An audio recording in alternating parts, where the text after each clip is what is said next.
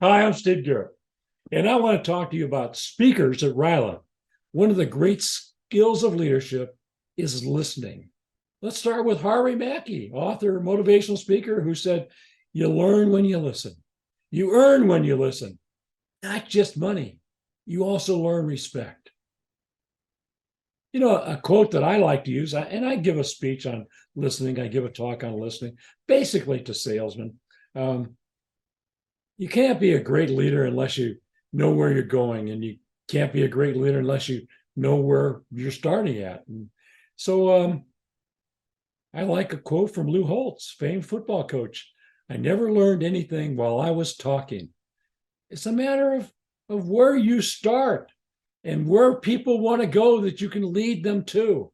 And that's an important part. One of the little points that I use in a talk on listening, which always gets me at least one laugh. It's evident from nature that God gave each of us two ears and one mouth. Evidently, she thought listening was twice as important as talking.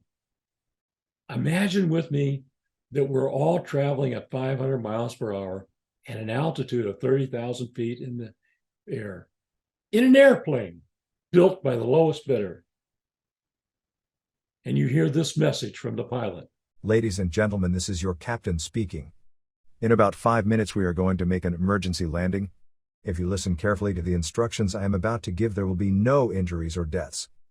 When you hear that message, to become a very, very good listener.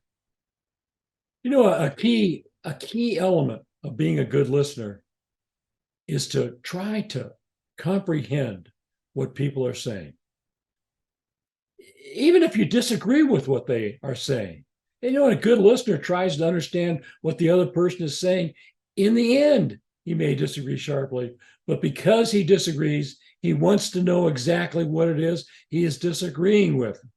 Now, the other side of that is, too often, as listeners, we hear something we disagree with, and we start to prepare our rebuttal before we understand what the other person is actually saying. And the problem with that is they may be setting up that they agree with you, but you've got that rebuttal thing going and you don't even realize it. A lot of us think that listening is just a matter of being quiet and courteous while the other person is talking. Well, just let them ramble on. But there's a structured way of listening.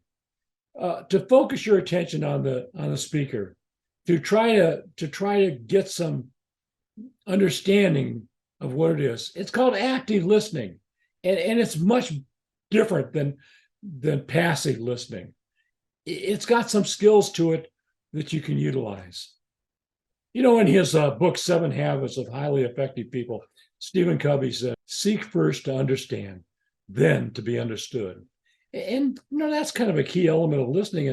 And it's because you got to know what the other people are saying so that you can have a conversation. All right. Excuse me, All I right. want to find out the fellow's name. As long as it's okay with the I'm audience. crazy about baseball. Will you stand still? Pick up your hat. Go pick up your hat. Okay. Now look. Then you'll go and peddle your popcorn and don't interrupt the act anymore? Yes, sir. All right. But you know, strange it may seem, they give ball players nowadays very peculiar names. Funny names? Nicknames, pet names. Not as funny as my name, Sebastian Dinwiddie. Oh, yes. Funnier than that? Oh, absolutely. Yes. Now, on the St. Louis team, we have who's on first, what's on second, I don't know's on third. That's what I want to find out. I want you to tell me the names of the fellows on the St. Louis team. I'm telling you, who's on first, what's on second, I don't know's on third. Do you know the fellows' names? Yes. Well, then who's playing first? Yes. I mean the fellow's name on first base. Who?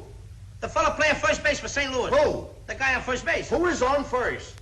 Well, what are you asking me for? I'm not asking you, I'm telling you, who is on first? I'm asking you who's on first. That's the man's name. That's whose name? Yes. Well, go ahead and tell me. Who? The guy on first. Who? The first base. Who is on first? Have you got a first baseman on first? Certainly. Then who's playing first? Absolutely. You know, I found an exercise that you can utilize with students or anybody that is a pretty good way to generate an exercise and get involvement from your audience. And that is to go through the exercise of how when people listen and they say things that you don't quite comprehend maybe, that you, in your mind, you kind of reword those words, maybe to simplify it or to make it more memorable, and then repeat it back to the speaker and see if what they're saying is what you're hearing. And here's a good example. Let's go through a few examples. An ignoramus and his lucre are readily disjoined, which means a fool and his money is soon parted. Or how about, in the absence of the feline race, certain small rodents will give themselves up to various pleasurable pastimes.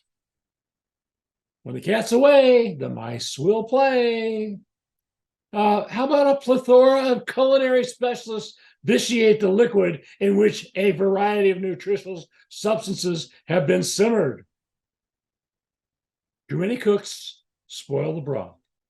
Impetuous celebrity engenders purposeless spoilage. Haste makes waste. Illegal transgressions has no remuneration for its perpetrators. Crime does not pay. A winged and feathered animal in the digital limb is as valuable as a duet in the shrubbery. A bird in hand is worth two in the bush. Or a warm-blooded class aves who is governed by a promptitude can apprehend the small, elongated, and slender creeping animal. The early bird gets the worm. A condition characterized by tardiness is more desirable than one that is systemically marked by eternal absenteeism. Better late than never. I think that's one for my daughter. You know, another part of listening that is a great skill, and it elicits more information from people, not just that you passively listen, but it's responding. And I have seen so many times, unfortunately, when I'm talking to people sometimes, and more unfortunate is sometimes when I'm the listener, where people will talk and they're actually providing you with good information, and you passively sit there and listen to them. You do not respond, maybe because you're listening passively, or maybe because you're so enthralled with what they have to say, or maybe because you're preparing your response long before they finish speaking. But a great skill of listening is to respond, to convince people that you actually are listening to them, that it encourages them to continue talking.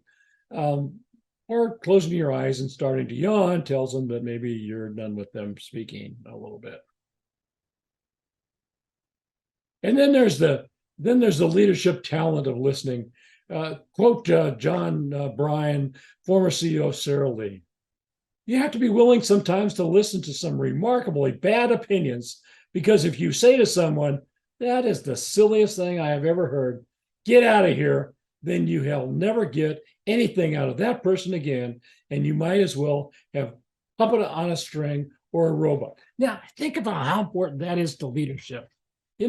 People are going to come in when you're a manager, but certainly people are going to come to you when you're a leader, and they're going to say, that's the dumbest thing that I have ever heard. What about the quarterback on the field when